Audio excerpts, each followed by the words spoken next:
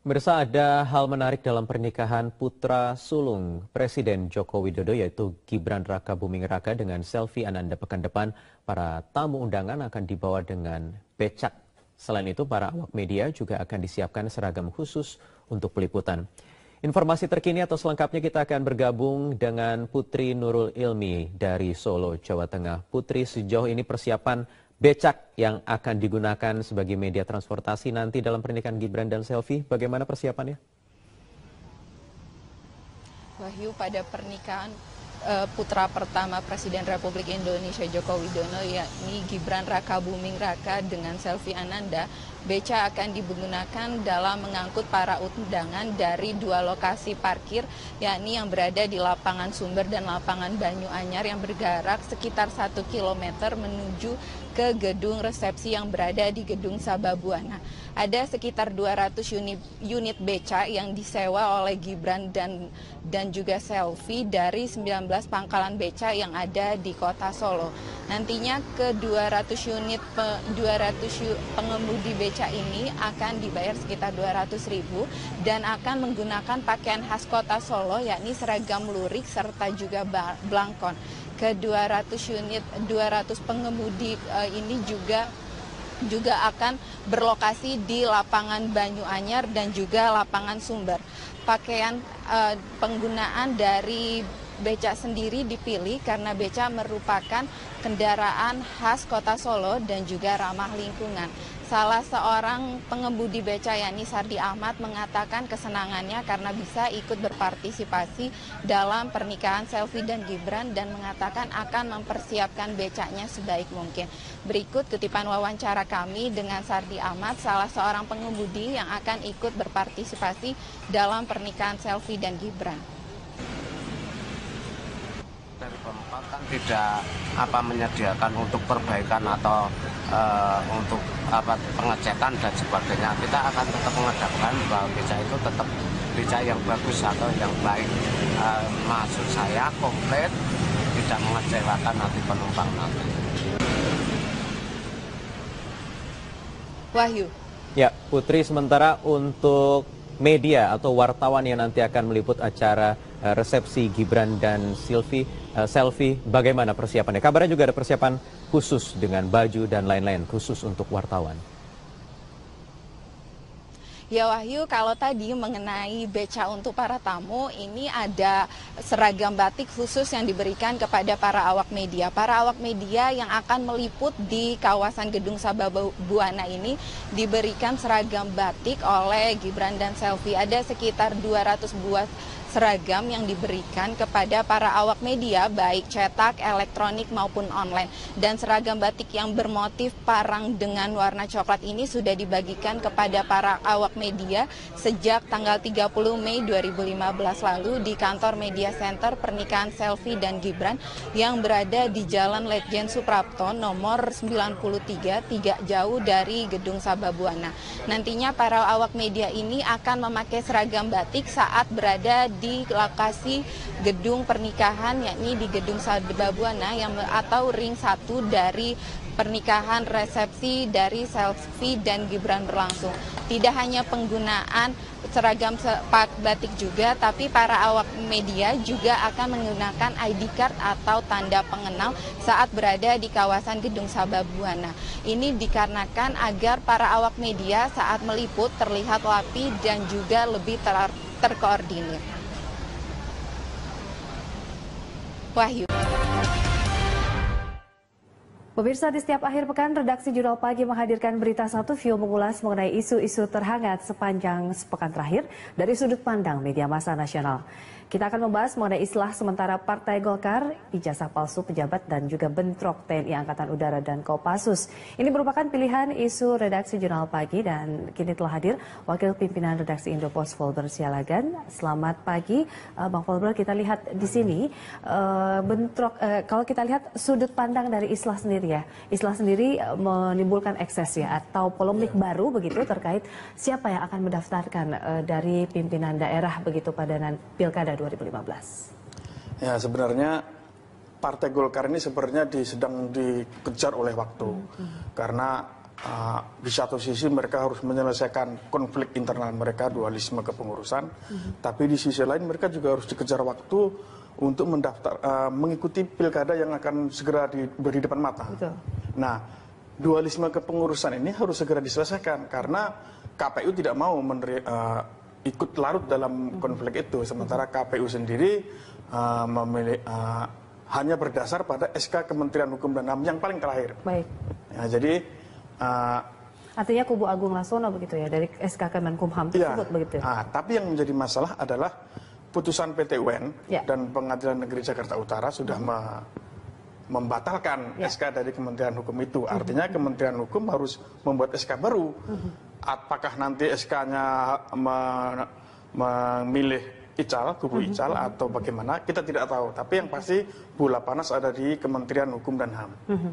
Artinya ketika nanti dinamikanya akan seperti apa? Mungkinkah akan terjadi lagi kisruh seperti yang sebelumnya begitu? Ataukah masing-masing pihak akan legowo begitu? Kalau melihat eskalasi terakhir sepertinya memang dua pihak sepertinya akan memanas lagi.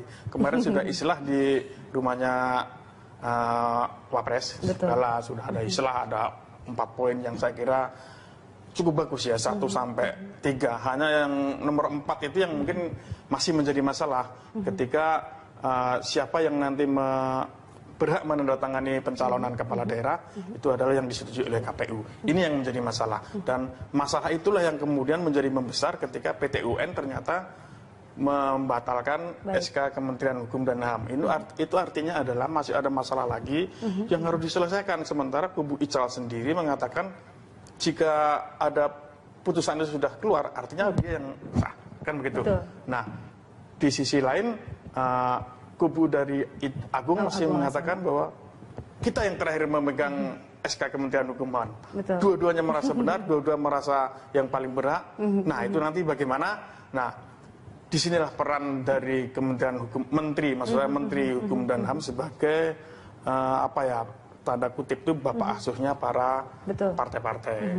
Artinya akankah dimunculkan kembali begitu ya, kalau memang masing-masing pihak ini legowo, ini musyawarah nasional begitu ya, terkait satu kepemimpinan begitu yang akan diusung, artinya nanti hanya ada satu pintu untuk memilih dari pimpinan daerah. Ya, susah juga sebenarnya ya. Mestinya harusnya seperti itu.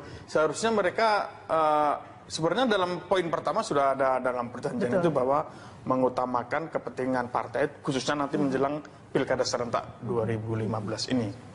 Tapi yang menjadi masalah adalah belum ada satu figur yang bisa membuat kedua kubu ini nurut. Meskipun Pak JK kemarin. Sebenarnya sudah ada Yusuf Kala, tapi buktinya Ical mengatakan istilah kita batalkan karena ada PT UN. Agung Laksono mengatakan istilah kita batalkan karena kubu Ical tidak mau menandatangani, tidak mau memberi akses kepada mereka untuk menandatangani siapa yang nanti berhak menandatangani pimpinan daerah begitu ya, yang diusung oleh partai. Kalau kita lihat sebenarnya mungkin bagaimana nih, ini kan bermuara juga ke Kemenkumham begitu. Akankah mungkin Kemenkumham akan begitu tegas tanpa ada konflik kepentingan di dalamnya? Saya melihat begini, justru sini yang dalam pikiran saya adalah yang bikin kisruh ini sebenarnya pertama intern mereka sendiri, yang kedua yang memperparah adalah Menteri Hukum dan HAM sendiri. Ya mungkin orang publik menduga bahwa ini ada kepentingan yang lebih besar di belakang Menteri dan SK itu ya. Karena coba bayangkan aja, ketika ada konflik, tidak lama kemudian Menteri langsung bikin SK, mengesahkan kubu Agung Laksono. Coba bayangkan. Padahal untuk sebuah partai yang besar dengan kepentingan yang sangat besar, dia dengan sangat mudah sekali membuat SK. Mengakui kepengurusan Agung Laksono dan tidak mengakui kepengurusan Ical. Padahal semestinya kan dia harus turun dulu, melihat faktanya bagaimana. Dia berusaha mendamaikan dulu, dia sekuat tenaga mendamaikan kedua kubu. Lalu kemudian setelah proses itu lama dan ada berbagai cara yang sudah dilakukan dan ternyata masih baru dia membuat sikap, kan seperti itu mestinya kan. Tapi ini tidak. Dia belum melakukan apa-apa untuk melakukan untuk mendamaikan kedua kubu, dia langsung, itu artinya dua kubu sudah panas, dia sudah mengambil posisi di antara dua pihak ini. Saya kira ini adalah tanggung jawab dari Kementerian Hukum dan HAM. Salah satunya adalah tanggung jawab Menteri Hukum dan HAM untuk memperbaiki lagi kondisi partai ini, meskipun dia bukan orang Golkar. Tapi untuk menepis dugaan-dugaan bahwa ini ada kepentingan yang lebih besar. Karena orang tahu kalau Golkar bermasalah, siapa yang untung? Golkar adalah oposisi. Keadaan terburuknya akan seperti apa ya? Mungkin nanti akan juga ada dilematis dalam KPU nanti begitu memilih siapa yang kepengurusannya sah hingga ke daerah nanti. Kisruh. Pasti nanti tetap ada dari Golkar, pasti ada. Mungkin dari kubu Agung atau kubu dari pasti ada. Hanya kalau konflik ini tidak selesai, suara Golkar akan habis. Baik, ini kita lihat dinamikanya nanti ya, Bang Volbert. Nah ini kita beralih ke isu yang kedua, kita bahas mengenai bentrokan TNI AU dan juga Kopassus. Ini masalahnya apa sih sebenarnya? Apakah memang hanya karena senggol atau mungkin kesalahpahaman begitu ya terjadi kemarin di tempat karaoke di Sukoharjo, Jawa Tengah? Sebenarnya kalau kasus yang kebetulan saya lama di Solo, kuliah saya di Solo, saya juga pernah tinggal di Solo lama. Konflik antara Kopassus dan Paskas itu, Angkatan Udara itu sebenarnya sudah lama, sejak 10 belasan tahun yang lalu sering terjadi. Ketika mereka bertemu pasti berantem, baru papasan aja, lirik-lirik kan pasti berantem. Dan ini terjadi hampir di semua tempat, antara aparat TNI dengan TNI dengan Polri. Sebenarnya masalah ini adalah sebuah harus diselesaikan oleh pimpinan TNI saat ini. Dendam lama yang sudah lama terpendam begitu? Bukan dendam sebenarnya, mereka tidak ada dendam antar individu, antar ini sebenarnya nggak ada. Ini masalah apa ya? Ini adalah sebuah kekesalan masing-masing anggota yang sudah lama. Pertama adalah masalah kesejahteraan. Jadi ketika dulu masih ABRI, TNI itu begitu sangat kuat.